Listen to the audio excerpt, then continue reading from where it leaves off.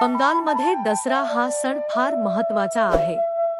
घरोघरी कालीदेवीची 9 दिवस मोठ्या भक्तिभावाने पूजा करतात. दसऱ्याच्या दिवशी मोठा उत्सव करून त्या पूजेची सांगता होते. देवीचे हे नवरात्र बंगालमध्ये सार्वजनिक सण म्हणून साजरे करतात.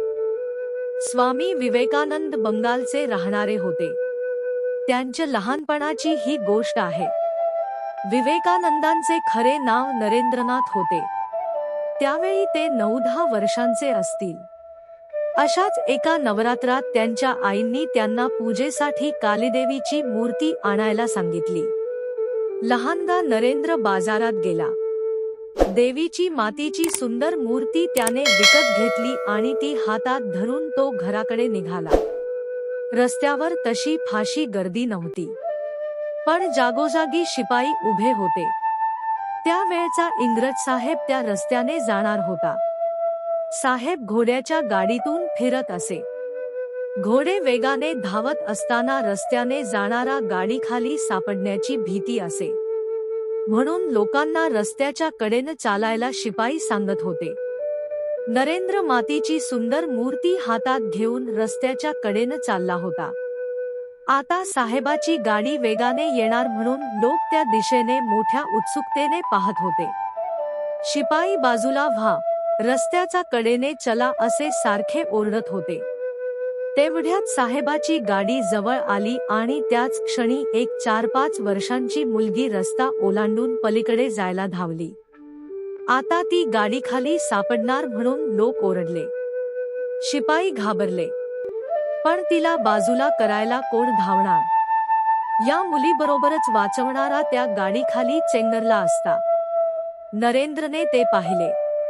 आपल्या जीवाची पर्वा न करता तो त्या मुलीकडे धावला. डोळ्याचे पाते लावते लावते तोच त्याने मुलीला दोन्ही हातांनी घट्ट धरून ओढले.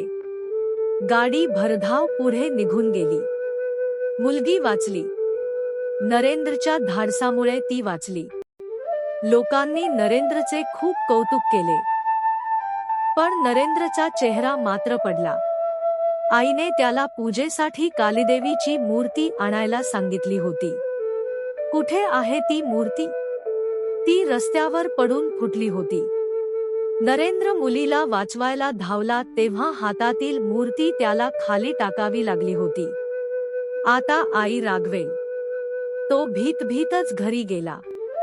आईने कालीदेवीच्या पूजेसाठी सगळी तयारी केली होती. ती नरेंद्रचीच वाट पाहत होती. नरेंद्र आला. तिला आनंद झाला, पण नरेंद्रच्या हातात देवीची मूर्ती नव्हती. देवीची मूर्ती आणली नाहीस? आईने विचारले. नरेंद्र रडायला लागला. रस्त्यावर घडलेला सगळा प्रसंग त्याने आईला सांगितला. आई, दुसरा इलाजच नव्हता ग. मुलीला वाचवायचं तर देवीची मूर्ती हातातून टाकणं भागच होते. मी ती टाकली आणि मुलीला वाचवले. छान केलेस, खूप छान केलेस बाळा. त्या मुलीला वाचवलेस. खरी देवी वाचवलीस तू. कालीमातेंची खरी पूजा तू केलीस. देव माणसातच पाहावा, मातीच्या मूर्तीत नाही. कशी वाटली तुम्हाला स्वामी विवेकानंदांच्या लहानपणाची ही गोष्ट? अशाच छान छान गोष्टी बघण्यासाठी आमच्या चॅनलला नक्की सबस्क्राईब करा. Thank you.